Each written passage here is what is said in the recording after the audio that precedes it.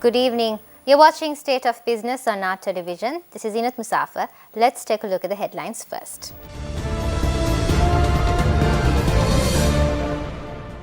Present government has taken steps against fraud and corruption, says President Sirisena.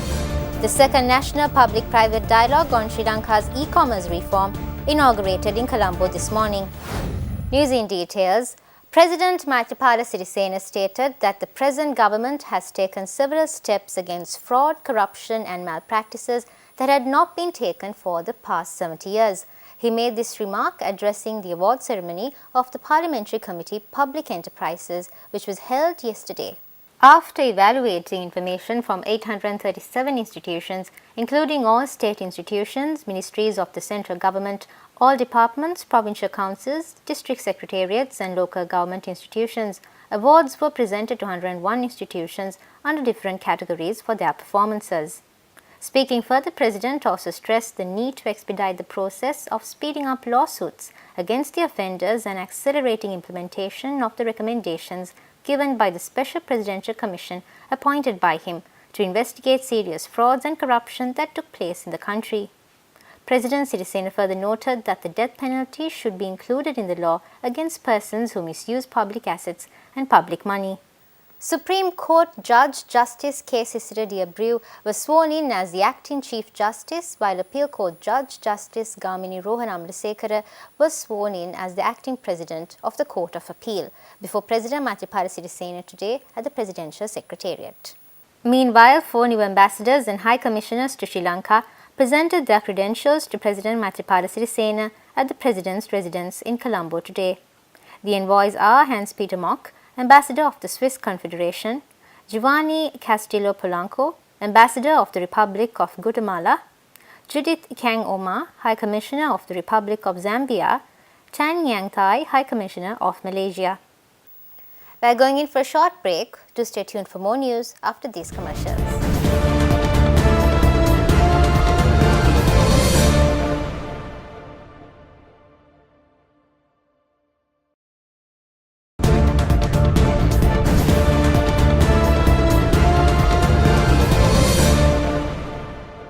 Welcome back. The second National Public-Private Dialogue on Sri Lanka's e-commerce reform, backed by Geneva's International Trade Centre, was inaugurated in Colombo this morning as a part of the EU-Sri Lanka Trade-Related Assistance Project funded by the European Union.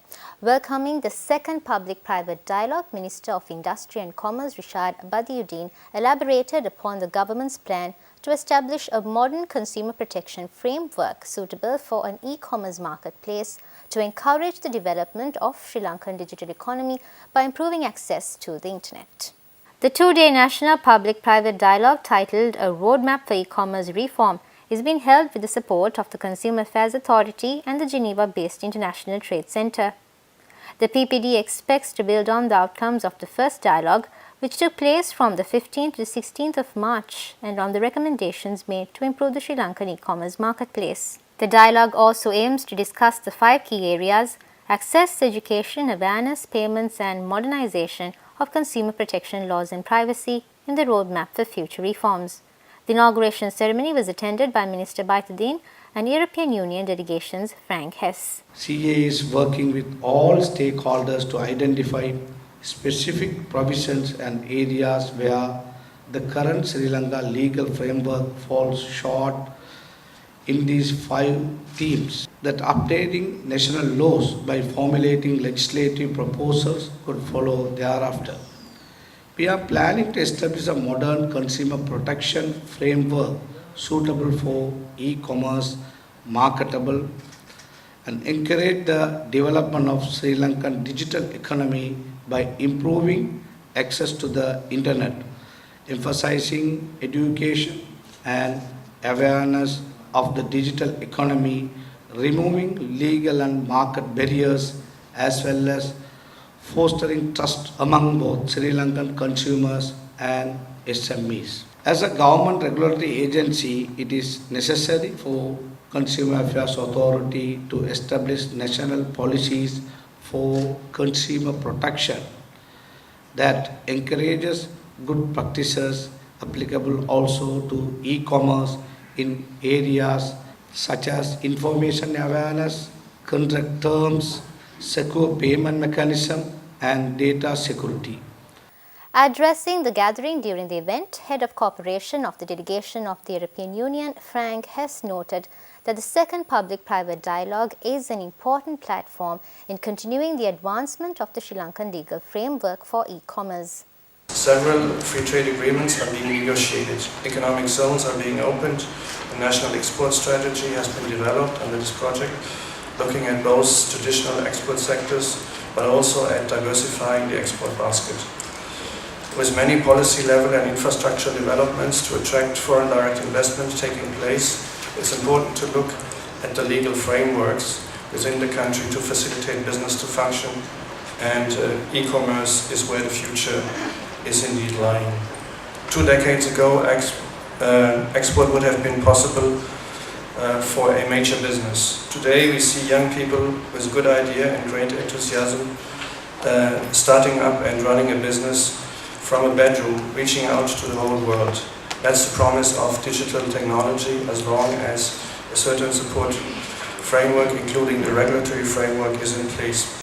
Rating agency Moody's Analytics, in its just-released banking system outlook for Sri Lanka, notes that high debt burden and contingent liabilities relating to state-owned enterprises will continue to limit the government's capacity to support the banks. According to Moody's, Sri Lanka's economy will exhibit a modest rebound as the government's high debt burden and reliance on foreign borrowings continue to limit public investment and pose the risk of capital outflows.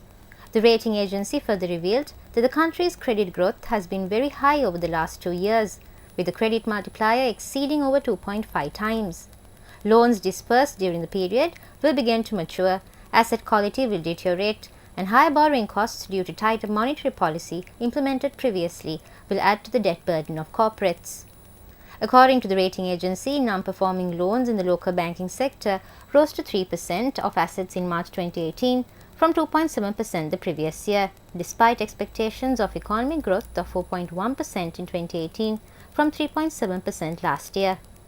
According to Moody's, high interest rates may reduce the repayment ability of companies. Moody's notes that the decline in loan growth will result in internal capital generation sufficient to cover credit growth. The impact of high loan loss provisions from the new accounting standard will be limited and banks' capital ratios will be stable. Accordingly, capital has strengthened as the banks successfully raised capital and reduced cash dividends to comply with their Basel III requirements. Moody's assesses the operating environment as stable, asset risk as deteriorating, capital as stable, profitability and efficiency as stable, funding and liquidity as stable, and government support as deteriorating. We are going in for a short break. Do stay tuned to see how the stocks perform today after these commercials.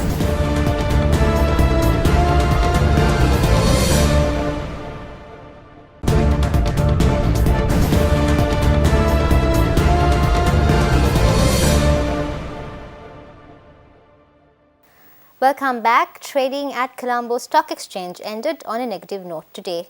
The all-share price index dropped 7.97 points to close at 6,112.32, and the S&P SL 20 dropped 1.99 points to close at 3,221.90. The turnover was 119.4 million rupees and 10 million shares were traded. Next is Forex rates.